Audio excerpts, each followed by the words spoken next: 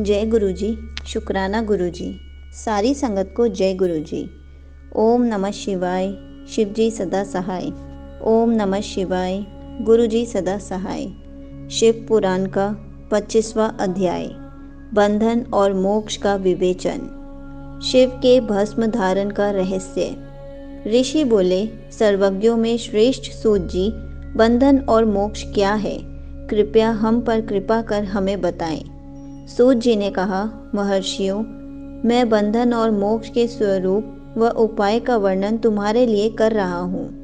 पृथ्वी के 8 बंधनों के कारण ही आत्मा की जीव संज्ञा है, अर्थात बंधनों में बंधा हुआ जीव बद्ध कहलाता है, और जो उन बंधनों से छूटा हुआ है उसे मुक्त कहते हैं। प्रकृति, बुद्धि, त्रिगुणात्मक अहंकार और 5 तन मात्राएं आदि 8 तत्वों के समूह से देह की उत्पत्ति हुई है। देह से कर्म होता है और फिर कर्म से नूतन देह की उत्पत्ति होती है। शरीर को स्थूल, सूक्ष्म और कारण के भेद से जानना चाहिए। स्थूल शरीर व्यापार कराने वाला, सूक्ष्म शरीर इंद्रिय भोग प्रदान करने वाला तथा शरीर को आत्मानंद की अनुभूति कराने वाला होता है। कर्मों के द्वारा ही जीव पाप और पुण्य भोगता है। इन्हीं से सुख दुख की प्राप्ति होती है। अतः कर्म पाश में बंध कर जीव शुभाशुभ कर्मों द्वारा चक्र की भांति घुमाया जाता है। इससे छुटकारा पाने के लिए महाचक्र के कर्ता भगवान शिव की स्तुति और आराधना करनी चाहिए। शिव ही सर्वज्ञ, परिपूर्ण और अनंत शक्तियों को धारण किए हैं, जो मन, वचन, शरीर और धन से बेरलिंग या भक्त जनों में शिव भावना करके उनकी पूजा करते हैं। उन पर शिव जी की कृपा अवश्य होती है। शिवलिंग में शिव की प्रतिमा ने शिव भक्त जनों में शिव की भावना करके उनकी प्रसन्नता के लिए पूजा करनी चाहिए। पूजन शरीर, मन, वाणी और धन से कर सकते हैं। भगवान शिव पूजा करने वाले पर विशेष कृपा करते हैं और अपने लोक में निवास का सौभाग्य प्रदान करते हैं। सब तन्मात्राएं वश में हो जाती हैं। तब जीव जगदम्बा सहित शिव का समीप्य प्राप्त कर लेता है। भगवान का प्रसाद प्राप्त होने पर बुद्धि वश में हो जाती है। सर्वज्ञता और तृप्ति शिव के ऐश्वर्य हैं। इन्हें पाकर मनुष्य की मुक्ति हो जाती है। इसलिए शिव का कृपा प्रसाद प्राप्त करने के लिए उन्हीं का पूजन करना चाहिए। शिव क्रिया, शिव तप, शिव मंत्र जाप, शिव ज्ञान और शिव ध्यान प्रतिदिन प्रातः से रात को सोते समय तक, जन्म से मृत्यु तक करना चाहिए। एवं मंत्रों और विभिन्न पुष्पों से शिव की पूजा करनी चाहिए। ऐसा करने से भगवान शिव का लोक प्राप्त होता है। ऋषि बोले, उत्तम व्रत का पालन करने वाले सूत जी, शिवलिंग की पूजा कैसे करनी चाहिए? कृपया हमें बताइए। सूत जी ने कहा, ब्राह्मणों, सभी कामनाओं को पूर्ण करने वाले लिंग के स्वरूप का मैं तुमसे वर्णन कर रहा हूँ। सूक्ष्म लिंग निष्कल होता है और स्थूल लिंग सकल। पंचाक्षर मंत्र को स्थूल लिंग कहते हैं। दोनों ही लिंग साक्षात मोक्ष देने वाले हैं। प्रकृति एवं पौरुष लिंग के रूपों के बारे में एकमात्र भगवान शिव ही जानते हैं और कोई नहीं जानता। पृथ्वी पर 5 लिंग हैं, जिनका विवरण मैं तुम्हें सुनाता हूँ। पहला स्वयंभू शिवलिंग, दूसरा बिंदु लिंग, तीसरा प्रतिष्ठित लिंग, चौथा चरलिंग और 5वां गुरुलिंग है।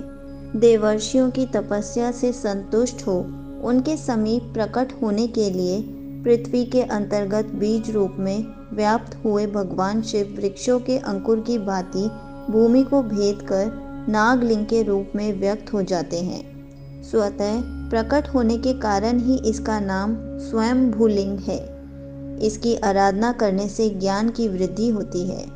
सोने, चांदी, भूमि, वेदी पर हाथ से प्रणव मंत्र लिखकर भगवान शिव की प्रतिष्ठा और आह्वान करें तथा 16 उपचारों से उनकी पूजा करें। ऐसा करने से साधक को ऐश्वर्य की प्राप्ति होती है।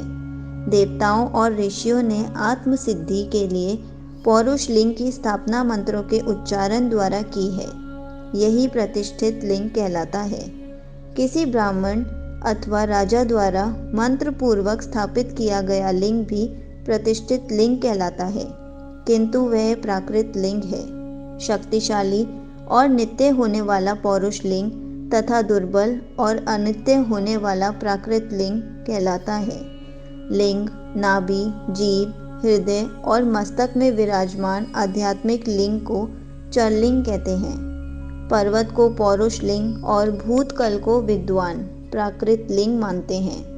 पौरुष लिंग समस्त ऐश्वर्य को प्रदान करने वाला है। प्राकृत लिंग धन प्रदान करने वाला है। चरलिंग में सबसे प्रथम रसलिंग ब्राह्मणों को अभिष्ट वस्तु प्रदान करने वाला है। सुवर्णलिंग वैश्यों को धन, बाणलिंग क्षत्रियों को राज्य, सुंदरलिंग शूद्रों को महाशुद्धि प्रदान करने वाला है। बचपन, जवानी और बुढ़ापे में स्फटिक में शिवलिंग का पूजन स्त्रियों में समस्त भोग प्रदान करने वाला है। समस्त पूजा कर्म गुरु के सहयोग से करें। इष्ट देव का अभिषेक करने के पश्चात अघहनी के चावल की बनी खीर तथा नैवेद्य अर्पण करें। निवृत्त मनुष्य को सूक्ष्म लिंग का पूजन विभूति के द्वारा करना चाहिए। विभूति लोकाग्नि जनित, वेदाग्नि जनित और शिवाग्नि जनित 3 प्रकार की होती है। लोकाग्नि जनित अर्थात लौकिक भस्म को शुद्धि के लिए रखें। मिट्टी, लकड़ी और लोहे के पात्रों की धान्य, तिल, वस्त्र आदि की भस्म से शुद्धि होती है। वेदों से जनित भस्म को वैदिक कर्मों के अंत में धारण करना चाहिए। मूर्तिधारी शिव का मंत्र पढ़कर बेल की लकड़ी जलाएं। कपिल गाय के गोबर तथा शमी, पीपल, पलाश, बड़, अमलताश और बेर की लकड़ियों से अग्नि जलाएं। इसे शुद्ध भस्म माना जाता है। भगवान शिव ने अपने गले में विराजमान प्रपंच को जलाकर भस्म रूप से सार तत्व को ग्रहण किया। उनके सारे अंग विभिन्न वस्तुओं के सार रूप हैं। भगवान शिव ने अपने माथे के तिलक में ब्रह्मा, विष्णु और रुद्र के सार तत्व को धारण किया। सजल भस्म को धारण करके शिव जी की पूजा करने से सारा फल मिलता है। शिव मंत्र से भस्म धारण कर श्रेष्ठ आश्रमी होता है। शिव की पूजा अर्चना करने वाले को अपवित्रता और सूतक नहीं लगता। गुरु शिष्य के राजस, तामस और तमोगुण का नाश कर शिव का बोध कराता है। ऐसे गुरु के हाथ में भस्म धारण करनी चाहिए। जन्म और मरण सब भगवान शिव ने ही बनाए हैं। जो इन्हें उनकी सेवा में ही अर्पित कर देता है वह बंधनों से मुक्त हो जाता है। स्थूल, सूक्ष्म और कारण को वश में कर लेने से मोक्ष प्राप्त होता है। जो शिव की पूजा में तत्पर हो, मौन रहे, सत्य तथा गुणों से युक्त हो, क्रिया जाप तप करता रहे, उसे दिव्य ऐश्वर्य की प्राप्ति होती है तथा ज्ञान का उदय होता है। शिव भक्त यथा योग्य क्रिया एवं अनुष्ठान करें तथा धन का उपयोग कर शिव स्थान में निवास करें। भगवान शिव के महात्म्य का सभी के सामने प्रचार करें। शिव मंत्र के रहस्य को उनके अलावा कोई नहीं जानता है, इसलिए शिवलिंग का नित्य पूजन करें। यहीं पर शिव पुराण का 25वां अध्याय समाप्त होता है। जय गुरु जी, शुक्राना गुरु जी।